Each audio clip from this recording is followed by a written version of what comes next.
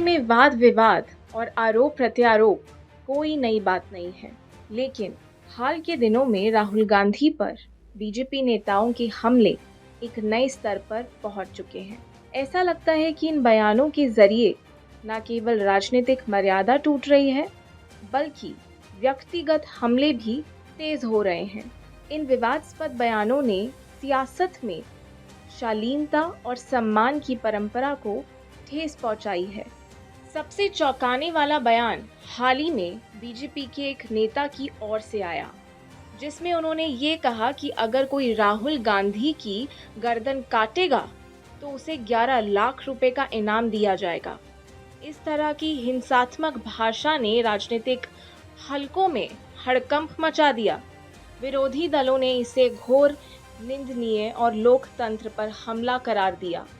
हालांकि इस बयान के बाद बीजेपी ने औपचारिक रूप से इसे खुद को दूर करने की कोशिश की, लेकिन ये विवाद अभी भी थमा नहीं है। एक अन्य बीजेपी नेता ने राहुल गांधी को सीधे सीधे आतंकवादी कहा।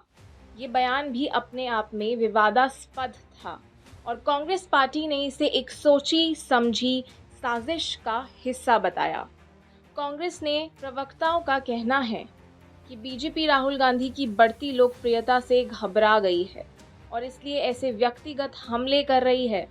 आतंकवादी जैसे शब्द का इस्तेमाल करके बीजेपी के नेता न केवल राहुल गांधी की छवि को धूमिल करने की कोशिश कर रहे हैं, बल्कि राजनीतिक संवाद की गरिमा को भी ठेस पहुंचा रहे हैं।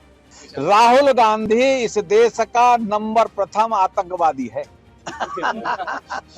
क्योंकि वो इस देश को डिवाइड एंड रूल, अंग्रेज मर गए औलाद छोड़ गए, अंग्रेज मर गए औलाद छोड़ गए, तो इनका ना तो कोई धर्म है ना ईसाई धर्म है। बाप थे मुस्लिम, बाबा थे मुस्लिम, बाप फिर क्रिश्चियन हो गए, क्रिश्चियन की से शादी करी, तो ना ये मुसलमान रहे, न हिंदू रहे, न क्रिश्चियन रहे, न सिख हुए।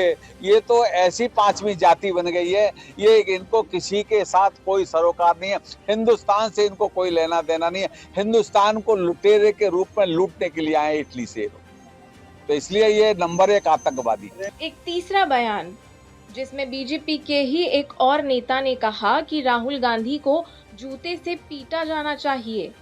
ये बयान भी अन्य बयानों की तरह अस्वीकार्य माना गया। कांग्रेस ने इसे बीजेपी की हताशा का प्रतीक बताया और कहा कि इस तरह की भाषा का इस्तेमाल न केवल राहुल गांधी के प्रति बल्कि संपूर्ण लोकतांत्रिक प्रणाली के लिए खतरनाक है। इन बयानों के बाद देश भर में ये सवाल उठने लगा है कि क्या भारतीय राजनीति में मर्यादा और शिष्टाचार पूरी तरह से खत्म हो चुके हैं। राजनीतिक दलों के नेताओं द्वारा इस तरह की भाषा का इस्तेमाल न केवल अस्वीकार्य है, बल्कि ये लोकतांत्रिक परंपराओं के खिलाफ भी है। लोकतंत्र में असहमति का स्थान होता है, लेकिन वह असहमति संवाद के जरिए होनी चाहिए, न कि हिंसा और धमकी के माध्यम से। इन बयानों पर राहुल गांधी ने भी अपनी प्रतिक्रियाएं दी हैं। उन्होंने कहा है कि बीजेपी के नेता चाहे जितनी भी गंदी भाषा का इस्तेमाल करें, वह अपने सिद्धांतों से पीछे नहीं हटेंगे। राहुल गांधी ने यह भी कहा कि ये सब बीजेपी की बौखलाहट का नतीजा है, क्योंकि उनकी भारत जोड़ो यात्रा और जनसभाओं में उन्हें जनता का समर्थन मिल रहा है।